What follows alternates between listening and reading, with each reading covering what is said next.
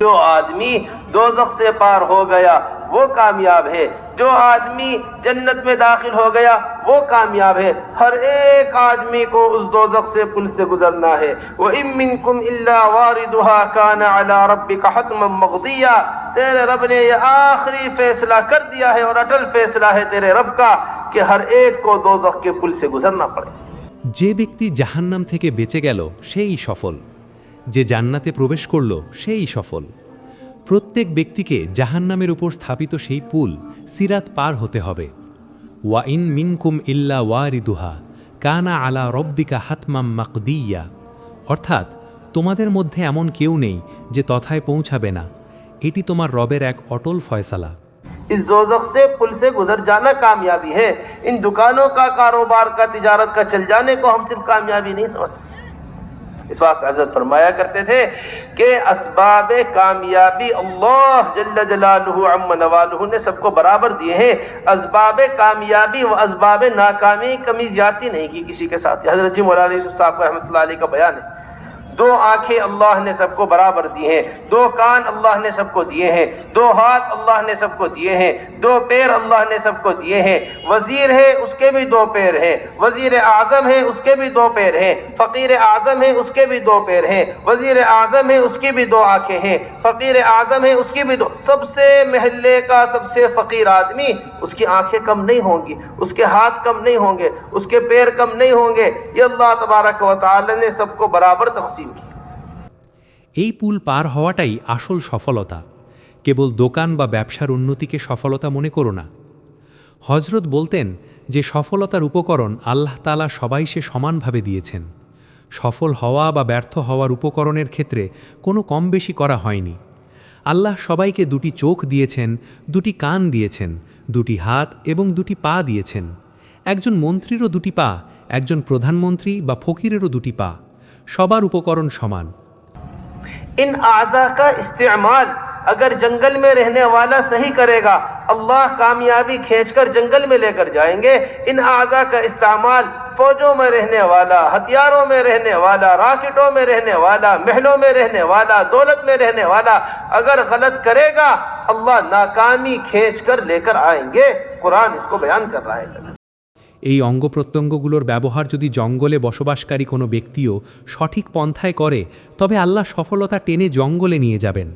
আর এই অঙ্গগুলোর ব্যবহার যদি প্রাসাদে থাকা বা রকেটে চড়া কোনো ব্যক্তি ভুলভাবে করে, তবে আল্লাহ ব্যর্থতা টেনে তার কাছে নিয়ে আসবেন। কুরআন এ কথাই বয়ান করছে। अगर कामयाबी बागात में होती, शुएब अलैहिस्सलाम की कौम नाकाम न होती, ये कौम शुएब नाकाम न होती। अगर कामयाबी महलों में होती, फिरौन नाकाम न होता। अगर कामयाबी व माल दौलत में होती तो हामान, कारून, शद्दाद ये सब के सब नाकाम न होते। अल्लाह ने सबको नाकाम कर कर दिखाया और क़यामत तक के वास्ते एक ज़ाब्ता और एक रास्ता बताया है। जो इस रास्ते पर चलेगा वो कामयाब होगा। সফলতা যদি বাগানে বা প্রাচুর্যে হতো, তবে শুয়াইব আলাইহিসসালামের কম ব্যর্থ হতো না। সফলতা যদি রাজপ্রাসাদে হতো, তবে ফেরাউন ব্যর্থ হতো না। যদি সফলতা ধন সম্পদে হতো, তবে হামান, কারুন এবং সাদ্দাদ এরা সব ব্যর্থ হতো না। আল্লাহ কিয়ামত পর্যন্ত আসা মানুষের জন্য একটি অটল বিধান ও পথ দেখিয়ে দিয়েছেন। हज़रत फरमाया करते थे, एक मनी का कतरा है जिससे सारे इंसान बन रहे हैं। अब सारे के सारे इंसान नेक भी उसी मनी के कतरे से बन रहे, बदबख्त भी उसी के मने बन रहे, मालदार भी उसी से बन रहे, गरीब भी उसी से बन रहे। हर किस्म के लोग उसी एक कतरे से बनकर वालिदैन के जरिए आने का रास्ता है। এক ফোঁটা বীর্য থেকে আল্লাহ সমস্ত মানুষকে সৃষ্টি করছেন। নেককারও সেই একই পথে আসছে, বদকারও তাই। ধনী গরিব সবাই সেই একই এক ফোঁটা পানির মাধ্যমে, মাতা পিতার মাধ্যমে দুনিয়াতে আসার রাস্তা নির্ধারিত। हज़रत फरमाया करते थे, जिस तरह वालिदैन के जरिए दुनिया में आने का रास्ता अल्लाह ने मुतअय्यन फरमा दिया है, इसी तरह दुनिया से जाने का रास्ता मौत अल्लाह ने मुतय कुछ भी असबाब बने मौत की। হজরত বলতেন, যেভাবে দুনিয়াতে আসার রাস্তা আল্লাহ নির্ধারিত করে দিয়েছেন, তেমনিভাবে দুনিয়া থেকে যাওয়ার রাস্তাও মৃত্যু আল্লাহ ঠিক করে রেখেছেন। कोई बीमार होकर मर गया, कोई अल्लाह न करे हादसे में मर गया, कोई डूब कर मर गया, कोई जल कर मर गया, कोई किसी भी तरह तरह के असबाब पैदा होते रहते हैं, लेकिन जाने का रास्ता मौत है। जिस तरह आने और जाने के रास्ते मुतय्यन, इसी तरह कामयाबी और नाकामी के रास्ते भी मुतय्यन। কেউ অসুস্থ হয়ে মারা যায়, কেউ দুর্ঘটনায়, কেউ ডুবে বা কেউ চলতে চলতে মারা যায়। আসার এবং যাওয়ার রাস্তা যেমন নির্ধারিত, তেমনি সফলতা ও ব্যর্থতার রাস্তাও নির্ধারিত। বলা হয় যে যেখানে একজন আল্লাহর বিশ্বাসীর সফলতার শুরু, সেখানেই একজন অবিশ্বাসীর সফলতার শেষ। और ये कहा जाता है कि जहाँ एक अल्लाह के मानने वाले की कामयाबी की इब्तिदा होती है, वहाँ अल्लाह के ना मानने वाले की कामयाबी की इंतहा होती है। सारी दुनिया का खजाना जमा कर कर भी अगर कोई जा रहा है और ईमान उसके पास नहीं, कामयाबी वाला रास्ता उसके पास नहीं है, वो खसारे के अंदर है। खसिरत दुनिया वल आखिरा ज़ालिका हुवल खुसरानुल मुबीन। दुनिया में भी मेहनत करके अपने आप को धोखे ही में रखा और अब आखिरत में तो खुला हुआ धोखा है। आज तक कोई दुनिया लेकर जा नहीं सका। সারা দুনিয়ার ধন সম্পদ জমা করেও যদি কেউ যায় কিন্তু তার কাছে ঈমান না থাকে, তবে সে চরম ক্ষতিগ্রস্ত। খাসিরাত দুনিয়া ওয়াল আখিরা জালিকা হুয়াল খুসরানুল মুবিন, অর্থাৎ দুনিয়া ও আখিরাতে ক্ষতিগ্রস্ত, এটিই তো স্পষ্ট ক্ষতি। মৃত্যু হল মমিনের জন্য উপহার। আসমান থেকে ফেরেশতারা নেমে আসে তার রূহ কবজ করার জন্য। তাকে বলা হয়, ইয়া আইয়াতুহান নাফসুল মুতমাইন্না ইরজিই ইলা রব্বিকি রাদিয়াতাম মারদিয়া। হে প্রশান্ত আত্মা, তোমার রবের দিকে ফিরে এসো সন্তুষ্ট চিত্তে। আসমানের সবাই তাকে সালাম জানায়। মুমিন ও নেককারদের রূহকে সবুজ কাপড়ে রাখা হয়। মিশকাত শরীফের রেওয়ায়েতে আছে যে জান্নাতে আরশের নিচে কিছু খাঁচা লটকানো আছে, সেখানে সবুজ রঙের পাখিরা উঠতে থাকে। মুমিন ও নেককারদের রূহ সেই পাখিদের পেটের ভেতর থাকে। আম্বিয়া আলাইহিমুস সালাম যে পথ নিয়ে আসতেন, সেটিই সফলতার আসল পথ। প্রত্যেক নবী এসে সফলতার দাওয়াত দিয়েছেন। ইয়া আইয়ুহান নাসু কুলু লা ইলাহা ইল্লাল্লাহু তুফলিহু। হে লোক সকল, তোমরা বলো আল্লাহ ছাড়া কোনো ইলাহ নেই, তবেই তোমরা সফল হবে। তোমরা যে অবস্থাতেই থাকো না কেন, এই কালিমা পড়লে সফল হবে। বাতিল বা শয়তান আমাদের ওপর সর্বপ্রথম যে হামলাটি করে তা হলো আমাদের ইয়াকিন বা বিশ্বাস নষ্ট করা। বাতিলের আমাদের ধন সম্পদ বা রাজপ্রাসাদ নিয়ে অত চিন্তা নেই। তারা চায় উম্মত যেন বিলাসিতা, হুকুমত এবং বাদশাহীর জৌলুসে ফেসে নিজের আসল পথ হারিয়ে ফেলে। শয়তানের মূল মেহনত ইয়াকিন নষ্ট করার ওপর। যখন ইয়াকিন বা বিশ্বাস অন্তর থেকে বেরিয়ে যায়, তখন দেহ প্রাণহীন হয়ে পড়ে। হজরত খালিদ বিন ওয়ালিদ রাদিয়াল্লাহু আনহু বলতেন, যার অন্তরে কালিমা আছে সে জিন্দা, আর যার অন্তরে কালিমা নেই সে মুর্দা বা মৃত। আর হাজারো বা কোটি কোটি মৃত মানুষ মিলে একজন জীবিত মানুষের কিছুই করতে পারে না। আপনি কবরস্থানে যান, সেখানে অনেক মৃত পড়ে আছে, তারা কি জীবিতদের কিছু করতে পারে? না। তেমনি কালিমাওয়ালা অন্তরই আসল জিন্দা অন্তর। নবীদের মেহনত মাল দৌলত জমা করার ওপর ছিল না যে তোমরা এসব জমা করো তবে সফল হবে, বরং তাদের মেহনত ছিল মানুষের অন্তরে এক আল্লাহর ইয়াকিন বসানোর ওপর। নবীদের দাওয়াত ছিল, ইয়া আইয়ুহান নাসু কুলু লা ইলাহা ইল্লাল্লাহু তুফলিহু। হুকুমত, বাদশাহী বা জ্ঞান এসবই তো কেবল ইমানের ইয়াকিনের একটি ব্যাখ্যা মাত্র। তাই আমাদের সর্বপ্রথম মেহনত হতে হবে ইমান তৈরির ওপর। আমাদের ইমান যেন সাহাবায়ে কেরাম রাদিয়াল্লাহু আনহুমের মতো হয়। মক্কায় ১৩ বছর পর্যন্ত শুধু ইমান তৈরি করা হয়েছে। ইমানের জন্য তারা চাবুকের আঘাত খেয়েছেন, তপ্ত বালুর ওপর শুয়েছেন ইমান তৈরির জন্য। ইমানের জন্য শরীর থেকে কাপড় খুলে নেওয়া হয়েছে, ঘর থেকে বের করে দেওয়া হয়েছে। এমন ইমান তৈরি হয়েছে যে তারা নিজের চোখের দেখা বিষয়কেও অস্বীকার করেছেন আল্লাহর রাসূলের সংবাদের মোকাবিলায়। শরিয়তের আহকাম বা বিধান এসেছে মদিনায়। মদের হারাম হওয়ার হুকুম, পর্দার হুকুম, রোজা, হজ, জাকাত সবই মদিনা মুনাওয়ারায় নাজিল হয়েছে। কিন্তু এই হুকুমগুলো পালনের মানসিক প্রস্তুতি মক্কায় করানো হয়েছে। হজরত আবদুল্লাহ ইবনে মাসুদ রাদিয়াল্লাহু আনহুর কাছে তাবেঈরা এসে জিজ্ঞেস করলেন, আমাদের আর আপনাদের মাঝে কেন এত পার্থক্য? তিনি বললেন, তাআল্লামনাল ঈমানা সুম্মা তাআল্লামনাল কুরআন, অর্থাৎ আমরা প্রথমে ঈমান শিখেছি, তারপর কুরআন শিখেছি। ঈমান শেখার এবং বানানোর জিনিস, এটাই আসল মেহনত। আম্বিয়া আলাইহিমুসসালাম উপকরণের মোকাবিলায় এক আল্লাহর ইয়াকিন অন্তরে বসাতেন। আসমান ও জমিনে যা কিছু দেখা যায় তা আল্লাহর পরিচয়ের জন্য। সূর্য নিয়মিত নির্দিষ্ট সময়ে উদিত হচ্ছে ও অস্ত যাচ্ছে। ওয়াশামসু তাজরি লিমুস্তাকাম্মিল লাহা যালিকা তাকদীরুল আজিজিল আলিম ওয়াল কমারা কাদ্দারনাহু মানাজিলা হাত্তা আদা কাল উরজুনিল কাদিম। অর্থাৎ সূর্য তার গন্তব্যের দিকে চলেছে, আর চন্দ্রের জন্য আমি কক্ষপথ নির্ধারিত করেছি। চন্দ্রের চলা দেখো, নদীর প্রবাহ দেখো, পাহাড়ের দৃঢ়তা দেখো, সবই এক স্রষ্টার পরিচয় দিচ্ছে। যদি দুজন স্রষ্টা হতো তবে সূর্যের উদয়স্ত নিয়ে মতভেদ হতো। কুরআন বারবার এই কথাগুলো বোঝাচ্ছে যে স্রষ্টা একজনই। সব মাখলুক বা সৃষ্টি বলে দিচ্ছে যে তাদের বানানেওয়ালা একজন। সৃষ্ট বস্তু দেখে স্রষ্টাকে চেনা যায়। হযরত লিখেছেন, মানুষ যেন কিছুক্ষণ নিরালায় বসে চিন্তা করে, এই আসমান কত বড়, তবে এর মালিক কত বড় হবেন। এই চাঁদ, সূর্য ও প্রতিটি নক্ষত্র বলে দিচ্ছে যে তাদের সৃষ্টিকর্তা কত মহান। এই ফিকির বা চিন্তা করা ৮০ বছরের নফল ইবাদতের চেয়েও শ্রেষ্ঠ। হযরত ফাজায়েলে আমালে এটি উল্লেখ করেছেন। ইব্রাহিম আলাইহিসসালাম ছোটবেলায় মায়ের কাছে এসে জিজ্ঞেস করলেন, মা, আমাকে কে খাওয়ায়? মা বললেন, আমি খাওয়াই। মা, আপনাকে কে খাওয়ায়? মা বললেন, তোমার বাবা আজর খাওয়ায়। মা, আজরকে কে খাওয়ায়? মা বললেন, নমরুদ খাওয়ায়। মা, নমরুদকে কে খাওয়ায়? মা তখন চুপ হয়ে গেলেন। নমরুদ কি সবাইকে খাওয়ায়? নমরুদ কি রাব্বুল আরবাব, সব রবের রব?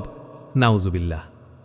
আমরা প্রতি নামাজে আলহামদুলিল্লাহি রাব্বিল আলামিন পড়ি, কিন্তু চিন্তা করলে দেখা যাবে আমরা আল্লাহ ছাড়া কত কিছুকেই রব বানিয়ে রেখেছি। রব তাকেই বলে যে প্রতিটি সময়ের প্রয়োজন একাকী পূর্ণ করেন। তিনি কারো মুখাপেক্ষী নন। আল্লাহ যেভাবে তার স্বীয় সত্তায় এক, তেমনি তার গুণাবলিতেও এক। তার কোনো শরিক নেই। সমস্যা সমাধানে আল্লাহ একাই যথেষ্ট। এখানে কোনো আদালত বা সরকার আল্লাহর শরিক নয়। রোগ মুক্তিতে ডাক্তার আল্লাহর শরিক নয়। মামলা সমাধানে উকিল আল্লাহর শরিক নয়। রিজিক দেওয়ার ক্ষেত্রে আমাদের ক্ষেত খামার আল্লাহর শরিক নয়। এটি আসল ঈমান। আল্লাহ তার গুণাবলিতে স্বয়ংসম্পূর্ণ। তিনি যা চান তাই করেন। তিনি ফাআলুন লিমা ইউরিদ। তিনি যা ইচ্ছা তাই করেন। আমাদের চাওয়া কেবল একটি আকাঙ্ক্ষা, কিন্তু আল্লাহর চাওয়া একটি অস্তিত্ব। আম্বিয়া আলাইহিমুসসালাম কোনো কিছু চাইলেও আল্লাহর ইচ্ছা ছাড়া তা হয় না। ফেরেশতারা বা সারা দুনিয়ার শক্তি মিলেও আল্লাহর ইচ্ছা ছাড়া কোনো কাজ করতে পারে না। হুজুর সাল্লাল্লাহু আলাইহি ওয়াসাল্লামকে বলা হয়েছে, ইন্নাকা লা তাহদি মান আহবাবতা ওয়ালাকিন্নাল্লাহা ইয়াহদি মান ইয়াশা। অর্থাৎ আপনি যাকে ভালোবাসেন তাকে হেদায়েত দিতে পারেন না, বরং আল্লাহ যাকে ইচ্ছা হেদায়েত দেন। একবার বিলাল রাদিয়াল্লাহু তাআলা কাবার ছায়ায় বসে হাসছিলেন। হুজুর জিজ্ঞেস করলেন, বিলাল, কেন হাসছ? বিলাল বললেন, ইয়া রাসূলুল্লাহ, আমি এটা ভেবে হাসছি যে আল্লাহ হেদায়েত নিজের হাতে রেখেছেন। যদি এটি অন্য কারো হাতে থাকত তবে আরবের সর্দারদের ভিড়ে তারা এই হাবশি গোলাম বিলালকে ভুলেই যেত। একদিকে ওয়াহশি, অন্যদিকে আবু তালিব। আবু তালিব রাসূলের আপন চাচা হওয়া সত্ত্বেও কালিমার নসিব হল না, অথচ ওয়াহশি চাচার হত্যাকারী হওয়া সত্ত্বেও আল্লাহ তাকে হেদায়েত দিলেন। জিব্রাইল আলাইহিসসালাম আয়াত নিয়ে আসলেন, কুল ইয়া ইবাদিয়াল্লাযীনা আসরাফু আলা আনফুসিহিম লা তাকনাতু মির রাহমাতিল্লাহ। অর্থাৎ, বলো, হে আমার বান্দারা, যারা নিজের ওপর জুলুম করেছ, আল্লাহর রহমত থেকে নিরাশ হও না। আল্লাহ তাআলা সামাদ, অমুখাপেক্ষী। তিনি সব কিছুর মালিক। দুনিয়ার নিয়ম হল, যা নজরে আসে বা দেখা যায় সেখান থেকে কিছু হয় না, আর যেখান থেকে সব কিছু হয় তা নজরে আসে না বা দেখা যায় না। ইয়াকিন হল আসল জিনিস। আমাদের জন্য ওয়াদা এই জন্য পূর্ণ হচ্ছে না কারণ আমাদের ঈমান বা ইয়াকিন দুর্বল। সাহাবায়ে কেরাম রায়ের ইয়াকিন এমন ছিল যে খন্দকের যুদ্ধে পেটে পাথর বেঁধেছিলেন। প্রচণ্ড শীত আর ক্ষুধার মাঝেও তারা রাসূলের সংবাদে অটল ছিলেন। খন্দক খনন করা হচ্ছিল, কোনো খাবার ছিল না, শত্রু সামনে। হজরত সলমান ফার্সি রায়ের পরামর্শে পরীক্ষার জন্য গর্ত করা হচ্ছিল। রাসূল সাল্লাল্লাহু আলাইহি ওয়াসাল্লাম একটি পাথরে কোদাল দিয়ে আঘাত করলেন। পাথর থেকে একটি আলো চমকে উঠল।